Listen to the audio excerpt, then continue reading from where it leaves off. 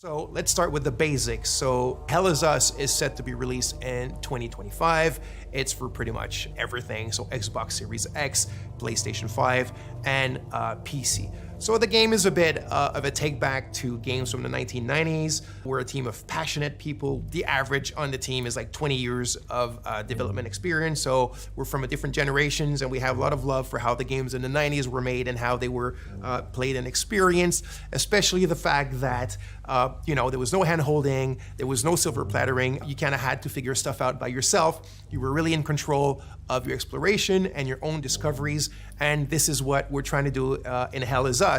Obviously with modern flair and kind of like modern knowledge of game design and whatnot, but very much puts you back in the driver's seat of your experience and of your exploration, and then the result and the joy of your discoveries. So Hell Is Us takes place in a country called Hadia. Hadia is in the grips of a vicious civil war. You play the role of Remy. Remy is actually from Hadia. He was born there, but his mom smuggled him out at the age of 5, like it sometimes happens in those countries. And what I mean by that is Hadia is a hermit state, is a turtle state. It's completely closed off on itself. Nobody goes out, nobody comes in. And that's why Remy's mom decided to smuggle him out so he can have a better life. He grew up in the foster home system, or the foster system in Canada. He's always wanted to come back to Hadia. He wants to find his parents again. He wants to kind of like confront them. He's got a lot of questions for them. He understands why they abandoned him, but yet, abandonment is pretty much the biggest trauma that a child can have.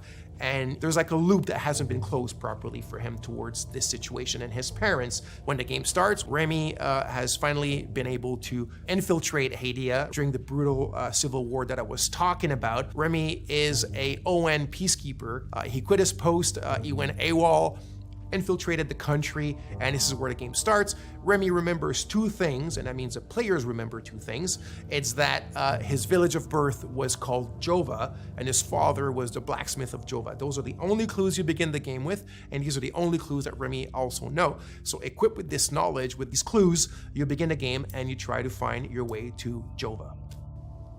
You must be lost to wander around Sinedra Forest. I'm afraid I have very little to offer. A group of strange-looking soldiers arrived here last night in an APC. And perhaps you can ask them for help. It's not the first time I've seen them. They always seem to be snooping around here for something.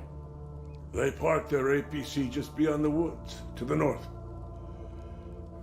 Once in the woods, follow the wind chimes. They will lead the way through. The gate to enter the woods is locked. Here, take this key to unlock it.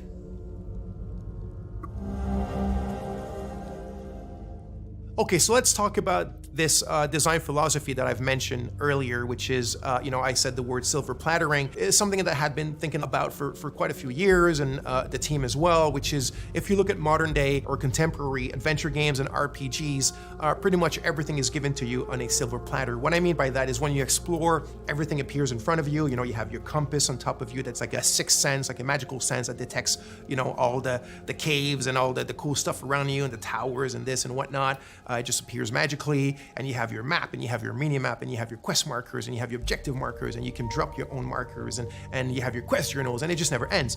And if you think about it, what happens with that is that you're not truly exploring. You're just kind of like flying by wire, and when you find something, it's not really your discovery. It was kind of handed to you on a silver platter. So what you're looking at now is we're having a discussion with a bloke named Ernest Cadell. He's telling us certain information, and then he tells us it's quite far. You need to hitch a ride. You might find people that are willing to give you a ride. It's up to the north of my house, so you're gonna have to use your compass, but your real compass, right, with the coordinates on it, north, south, east, west, blah, blah, blah, and follow that. And he tells you that in the Lost Woods, in order to find your way out, just follow the wind chimes. He says, I've attached them there for my kids when they were young because they kept on getting lost in those bloody woods. And then he tells you, follow the sound of the wind chimes and you'll find your way on the other side of the woods. That's how we do it. It's very organic. It's very realistic. Someone in real life could have told you the exact same thing. So the environments, the visuals of the game are not just there to illustrate, they're there to communicate. So you need to play the game, you need to open your eyes, you need to open your ears to what NPCs tell you, and you'll find your way and you'll discover things and you will truly own your discoveries and the great joy that comes with that.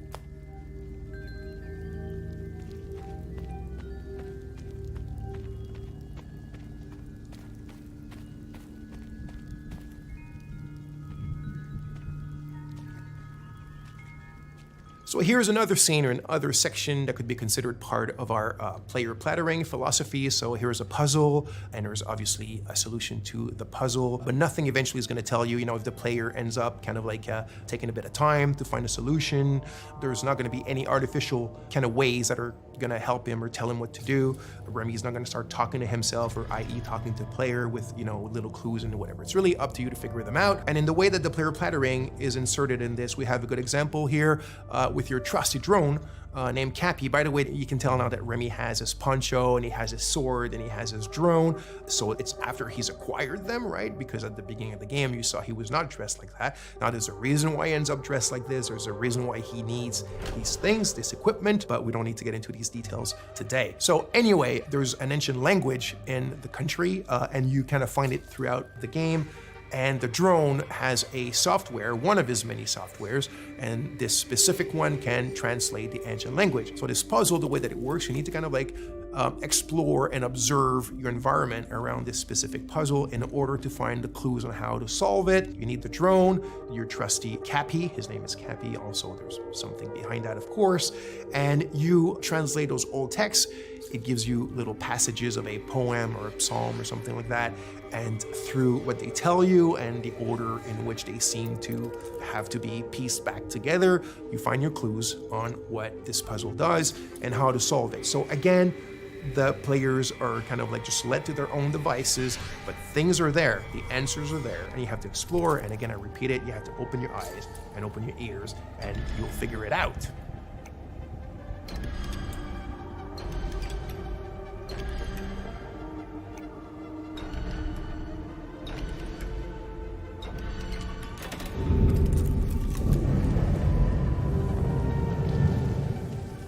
So by now, you've seen a lot of what I guess is like exploration and looking around and talking to people and doing puzzles and all that kind of sweet stuff.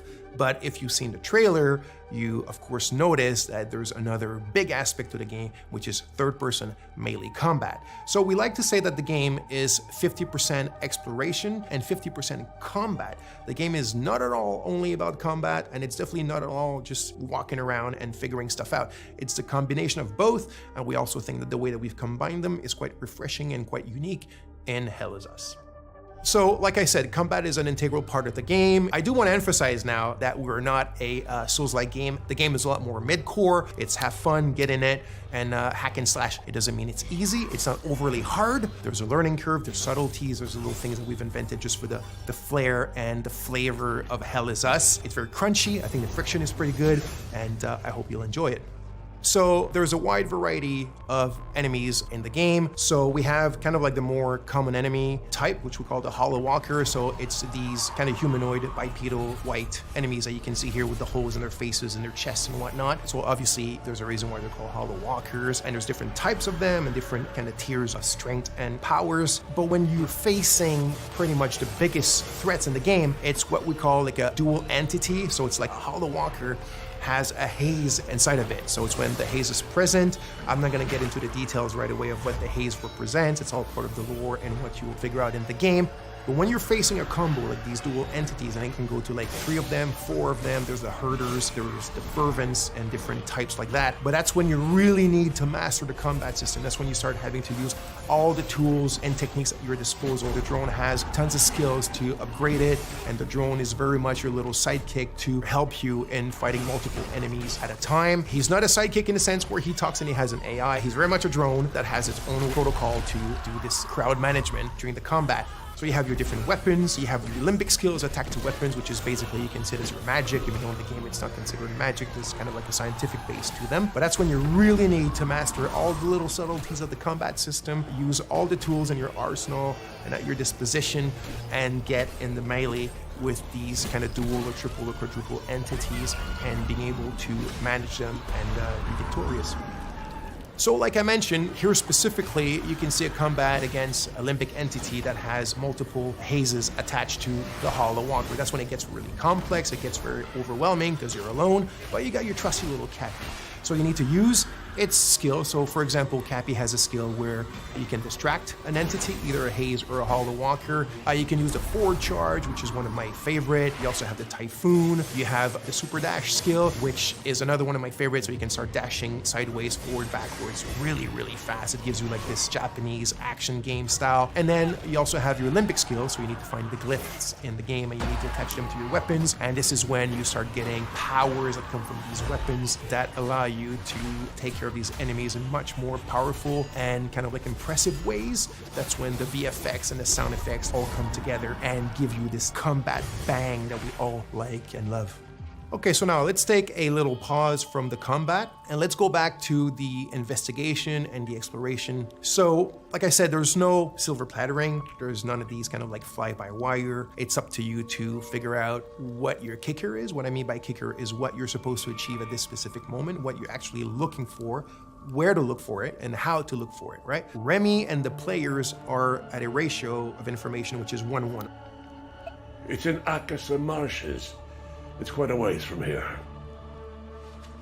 So one of the tools that we're providing you to still kind of help you a bit and manage this 1-1 kind of like knowledge ratio is your data pad. Think of it as a bit your investigation wall if you want, but in a digital 90s format. So your clues, your leads, the important people that are related to your investigation, trying to find your parents and a lot more eventually, are all stored here. They're linked together by the relationships, and now it's up to you to go and investigate about them.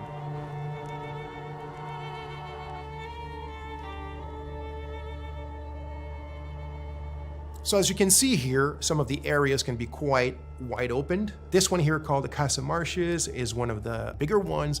And as I spoke quite a bit already, the game doesn't hold your hand or doesn't really tell you where to go. So out of your main leads or clues or ideas that you have in your head of what you're supposed to do or where you're supposed to go at any given moment, you will also be attracted by a lot of points of interest or just little things in the environment that pique your curiosity. And as you walk towards them or explore, that's when you'll start also making a ton of like peripheral or side discoveries on your own, things that you cannot solve right away, or things that you might think that there is a thing to be done with it when there's none, and it's all part of the fun stuff and the kind of like experience that we're providing in the game. So as you can see here, there's a tree with people that have been hung. Like I said, this takes place during a very vicious civil war between two different ethnicities in the countries that are still basically the exact same people. And you found this tree. It's actually not part of the Golden Path or not part of something tremendously important in the game, but there's still something around it. There's still something to be found, and it's probably linked to more stuff that you can do in relation to it. But that you had to do your own exploration to find it, and even more of your own exploration and investigation to figure out what it's linked to and what you can do from it if you want.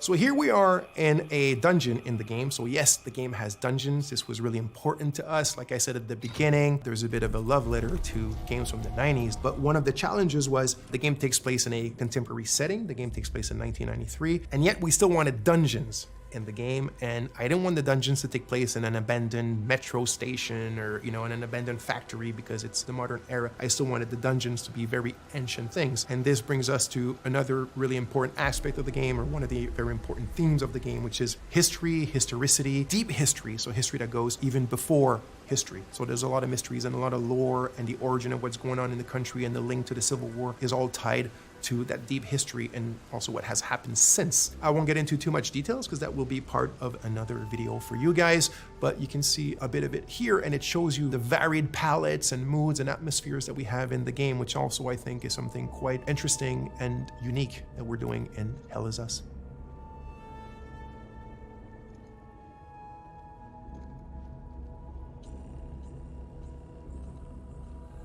Thanks a lot. Thanks for being with us. I hope you enjoyed it. I'm extremely grateful to have you guys following us, the team as well. So just to repeat, the game Hell Is Us will be released in 2025 as box series, PlayStation 5, and PC. And there's a lot more coming soon about the game. This is just the beginning. We'll explain other aspects of it and get into sometimes a bit of the minutia. So stay tuned and speak to you soon. Thank you.